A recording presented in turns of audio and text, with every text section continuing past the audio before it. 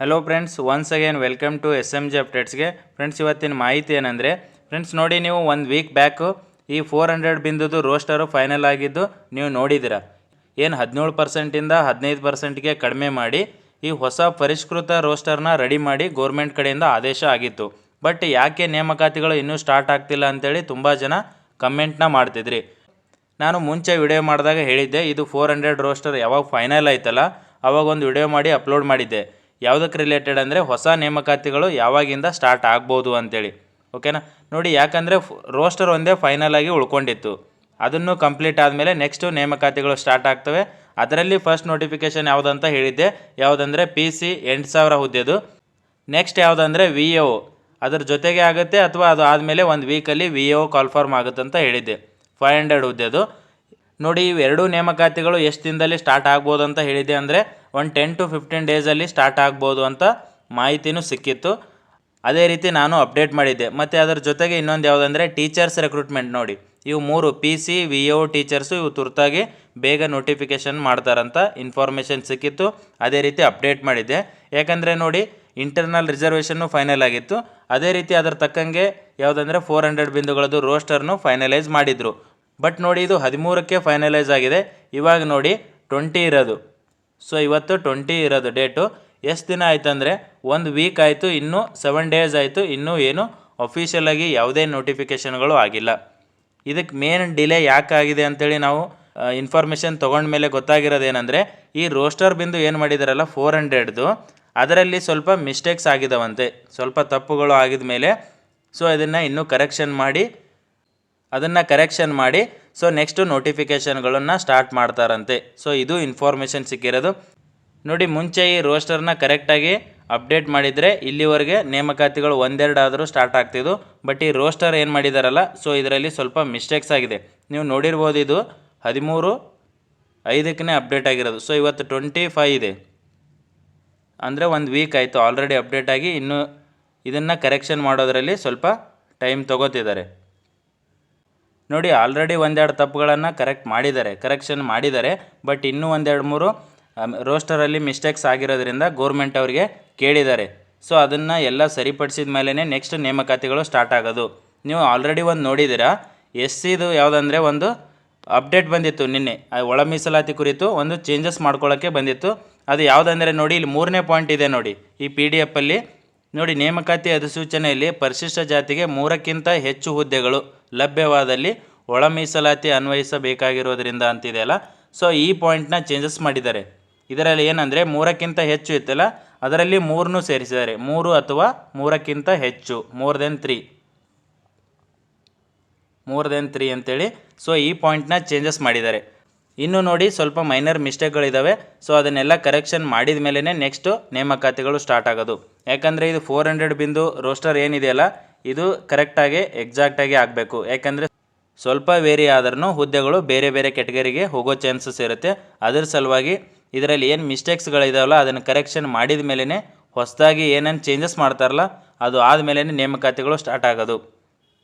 ನೋಡಿ, ರೋಸ್ಟರ್ ಬಂದು already 7 days ಆಯಿತು. 13/5ಕ್ಕೆ ಬಂದಿರೋದು. ಇವತ್ತು 25 ಇದೆ, 1 ವೀಕ್ ಆಯಿತು. ಇನ್ನೂ ಇದು ರೋಸ್ಟರ್ದೇ ಫೈನಲೈಸ್ ಆಗಿಲ್ಲ. ಇದರಲ್ಲಿ ಏನು ಮಿಸ್ಟೇಕ್ಸ್ಗಳಿದಾವಲ್ಲ ಅದನ್ನು ಕರೆಕ್ಷನ್ ಮಾಡ್ತಿದ್ದಾರೆ. ನೋಡಿ, ಇದು ಎಲ್ಲ ಫೈನಲೈಸ್ ಆದಮೇಲೆ ನೇಮಕಾತಿಗಳು ಸ್ಟಾರ್ಟ್ ಆಗೋದು.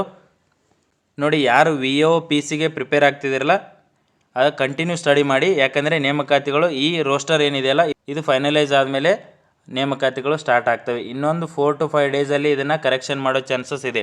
4 to 5 ಡೇಸಲ್ಲಿ ಮಾಡ್ತೀವಿ ಅಂತ ಹೇಳಿದ್ದಾರೆ. ಇದು ಆದಮೇಲೆ ನೋಡಿ ನೆಕ್ಸ್ಟು ಇನ್ನೊಂದು 10 to 15 ಡೇಸ್, ಮತ್ತೆ 10 to 15 ಡೇಸ್ ಆಗುತ್ತೆ. ಯಾಕಂದರೆ ಇದು ರೋಸ್ಟರ್ಗೆ 1 ವೀಕ್ ಮತ್ತೆ 10 ಡೇಸ್ ಬಂತು. ಸೊ ಅದರ ಸಲುವಾಗಿ ಇನ್ನೂ ಒಂದು 10 ಡೇಸ್ ಅಥವಾ 1 ವೀಕ್ ಆದರೂ ಹೋಗ್ಬೋದು. ಅದರಲ್ಲಿ ಫಸ್ಟ್ ನೋಟಿಫಿಕೇಷನ್ ನೋಡಿ PCದು 8,000 ಮಾಡ್ತಾರೆ. ಅದು ಆದಮೇಲೆ VAO ಒಂದಿದೆ, ಅದು 500 ಹುದ್ದೆಗಳದು, ಅದು ಒಂದು ನೋಟಿಫಿಕೇಷನ್ ಮಾಡ್ತಾರೆ. ಅದ್ರ ಜೊತೆಗೆ ನೆಕ್ಸ್ಟು ಟೀಚರ್ಸ್ ರಿಕ್ರೂಟ್ಮೆಂಟ್ ಆಗುತ್ತೆ. ಸೊ ಇನ್ನೂ 10 to 15 ಡೇಸ್ವರೆಗೂ ಕಾಯಬೇಕಾಗುತ್ತೆ. ಯಾಕಂದರೆ ಈ ರೋಸ್ಟರಲ್ಲಿ ಏನೇನು ಮಿಸ್ಟೇಕ್ಸ್ಗಳಿದಾವಲ್ಲ ಅದನ್ನು ಕರೆಕ್ಷನ್ ಮಾಡ್ತಿದ್ದಾರೆ.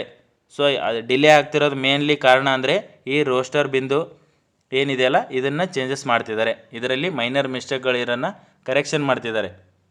ನೋಡಿ, PSIದು ತುಂಬ ಜನ ಕೇಳ್ತಿದ್ರು. PSIದು ನೋಡಿ, ನಮಗೆ ಬಂದಿರೋ ಇನ್ಫಾರ್ಮೇಷನ್ ಏನಂದರೆ ಇನ್ನೂ ಸದ್ಯಕ್ಕೆ ನೋಟಿಫಿಕೇಷನ್ ಆಗಲ್ಲ ಅಂತ ಇದೆ, 100% ನೋಟಿಫಿಕೇಷನ್ ಆಗಲ್ಲ ಅಂತ ಇದೆ. ಸೊ ಇನ್ನೂ ಸ್ವಲ್ಪ ಡಿಲೇ ಆಗ್ಬೋದು, ತುಂಬ ಡಿಲೇ ಆಗ್ಬೋದು ನೋಡಿ. ಪಿ ಎಸ್ ಐಗೆ ಅಂತಲೇ ಕುಂತಿರೋರು ಇನ್ನೂ ತುಂಬ ಡಿಲೇ ಆಗುತ್ತೆ ಪಿ ಎಸ್ ಐಗೆ. ಸೊ ಪಿ ಸಿ ಏನಿದೆಯಲ್ಲ ಇದನ್ನು ನೀವು ಕರೆಕ್ಟಾಗಿ ಓದಿ ಪಿ ಸಿ ಸದ್ಯಕ್ಕೆ ಮಾಡ್ಕೊಳ್ಳೋದು ಬೆಟರು. ನೀವು ಪಿ ಎಸ್ ಐ ನೋಡಿರ್ಬೋದು, ಅದರಲ್ಲಿನೂ ಏನೋ ಮಿಸ್ಟೇಕ್ಸ್ ಇದೆ ಅಂತೆ. ಸೊ ಅದನ್ನೆಲ್ಲ ಕರೆಕ್ಷನ್ ಆದಮೇಲೆ ಪಿ ಎಸ್ ಐ ನೋಟಿಫಿಕೇಷನ್ ಮಾಡ್ತಾರೆ. ಸೊ ಅಲ್ಲಿವರೆಗೂ ಪಿ ಎಸ್ ಐ ನೋಟಿಫಿಕೇಷನ್ ಆಗಲ್ಲ. ನ್ಯೂಸ್ ಪೇಪರ್ ಯಾರು ನೋಡಿಲ್ಲ ಅಂದರೆ ನೋಡಿ, ನಾನು ಟೆಲಿಗ್ರಾಮಲ್ಲಿನೂ ಹಾಕಿರ್ತೀನಿ, ಅದು ಏನಿದೆ ಅಂತ ನೀವು ಓದ್ಕೋಬೋದು, ಓಕೆನಾ. ಬಟ್ ನೋಡಿ, ರೋಸ್ಟರ್ ಇನ್ನೂ ತುಂಬ ಡಿಲೇ ಆಗುತ್ತೆ, ನೇಮಕಾತಿಗಳು ಇನ್ನೇನು ಸದ್ಯಕ್ಕೆ ಆಗಲ್ಲ ಅಂಥೇಳಿ ನೀವು ಓದಲಾರ್ದೇ ಕೂತ್ಕೊಂಡ್ರೆ ನೀವೇ ಟೈಮ್ ವೇಸ್ಟ್ ಮಾಡ್ಕೋದಂಗೆ ಆಗುತ್ತೆ. ಸೊ ಅದರ ಸಲುವಾಗಿ ಹೇಳ್ತಿರೋದು, ಯಾರೂ ಟೈಮ್ ವೇಸ್ಟ್ ಮಾಡಬೇಡಿ, ಇನ್ನೂ ಟೈಮ್ ಇದೆ, ಇನ್ನೂ 2 ರಿಂದ 3 ತಿಂಗಳು ಟೈಮ್ ಸಿಗುತ್ತೆ. ನೇಮಕಾತಿಗಳು ಇನ್ನೊಂದು 10 to 15 ಡೇಸಲ್ಲಿ ಆಗುತ್ತೆ. ಸೊ ಈ ರೋಸ್ಟರ್ ಏನು ಮಿಸ್ಟೇಕ್ಸ್ ಇದೆಯಲ್ಲ ಅದನ್ನು ಮಾಡ್ತಿದ್ದಾರೆ, ಯಾರೂ ವರಿ ಮಾಡ್ಕೋಬೇಡಿ. ವಿ ಎ ಒ ಏನು ಪಿ ಸಿ ಇದೆ ಹೇಳಿದ್ದೀನಲ್ಲ, ಇದಕ್ಕೆ ಸ್ಟಡಿ ಮಾಡಿ, ಓಕೆನಾ. ಯಾರಿಗೆ ಜಾಬ್ ತೊಗೊಳ್ಳೋ ಇಂಟ್ರೆಸ್ಟ್ ಇದೆಯಲ್ಲ, ತುಂಬ ನೀಡ್ ಇದೆಯಲ್ಲ, ಅವರು ನೀವು ಚೆನ್ನಾಗಿ ಸ್ಟಡಿ ಮಾಡಿ.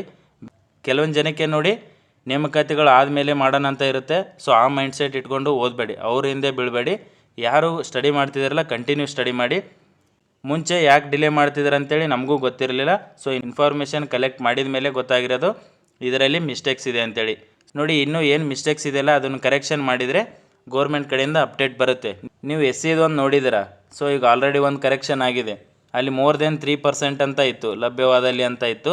ಸೊ ಇವಾಗ ಅದಕ್ಕೆ ಏನು ಮಾಡಿದ್ದಾರೆ, 3% ಅಥವಾ ಮೋರ್ ದೆನ್ 3%, ಈ 3% ಅಂತಲೂ ಇದನ್ನು ಸೇರಿಸ್ಕೊಂಡಿದ್ದಾರೆ. ಇಷ್ಟೇ ಒಂದು ಮಿಸ್ಟೇಕ್ಸ್ ಇದ್ರೂ ತುಂಬ ಪ್ರಾಬ್ಲಮ್ ಆಗುತ್ತೆ. ಸೊ ಅದ್ರ ಸಲುವಾಗಿ ಎಲ್ಲ ಕರೆಕ್ಷನ್ ಮಾಡಬೇಕಾಗುತ್ತೆ, ಅದನ್ನು ಗೋರ್ಮೆಂಟ್ ಕಡೆಯಿಂದ ನಡೀತಿದೆ.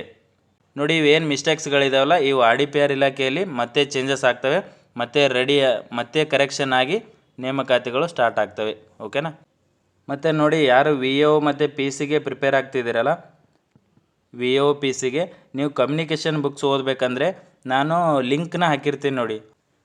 ಯಾವುದು ಸ್ಟ್ಯಾಂಡರ್ಡ್ ಬುಕ್ಸ್ಗಳಿದಾವಲ್ಲ ಅದನ್ನು ಮಾತ್ರ ನಾನು ಲಿಂಕ್ನ ಹಾಕಿರ್ತೀನಿ, ಸುಮ್ಮನೆ ಯಾವ ಬುಕ್ಸ್ನೂ ಹಾಕಿರಲ್ಲ. ನೋಡಿ, ಇವಾಗ ಕಂಪ್ಯೂಟರ್ಗೆ ಸುನಿಲ್ ಚವ್ಹಾಣ್ ಒಳ್ಳೆ ಬುಕ್ಸ್ ಇದೆ, ಅದನ್ನು ಲಿಂಕ್ನ ಹಾಕಿರ್ತೀನಿ. ಸೊ ಈ ಬೇರೆ ವಿಡಿಯೋಸಲ್ಲಿನೂ ಹಾಕಿದ್ದೀನಿ, ನೀವು ಪರ್ಚೇಸ್ ಮಾಡ್ತಿದ್ರೆ ಮಾಡ್ಬೋದು.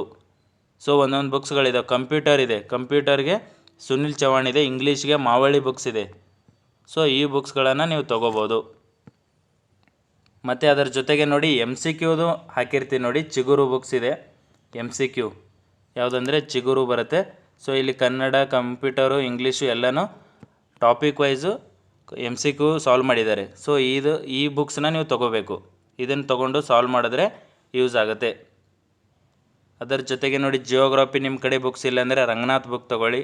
ಮತ್ತು ಪಾಲಿಟಿ ನೋಡಿ, ಪಾಲಿಟಿ ಇಲ್ಲಾಂದರೆ ನಾನು ಲಿಂಕ್ ಹಾಕಿರ್ತೀನಿ, ಯಾರು ಹೊಸದಾಗಿದ್ದೀರಲ್ಲ ಗಂಗಾಧರ್ ತೊಗೊಳ್ಳಿ. ಪಾಲಿಟಿ ಗಂಗಾಧರು ಒಳ್ಳೆ ಬುಕ್ಸ್ ಇದೆ, ಓಕೆನಾ.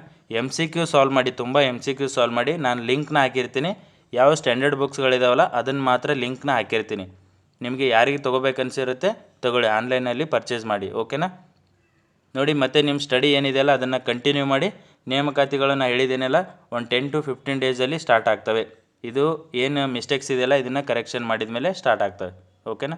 ನೋಡಿ, ಇದೇ ಥರ ಏನಾದರೂ ಇನ್ಫಾರ್ಮೇಷನ್ ಇದ್ದರೆ ಅಪ್ಡೇಟ್ ಮಾಡ್ತಿರ್ತೀನಿ. ಮತ್ತೆ ನೆಕ್ಸ್ಟ್ ವಿಡಿಯೋಸಲ್ಲಿ ಸಿಗೋಣ, ಓಕೆನಾ. Thank you friends.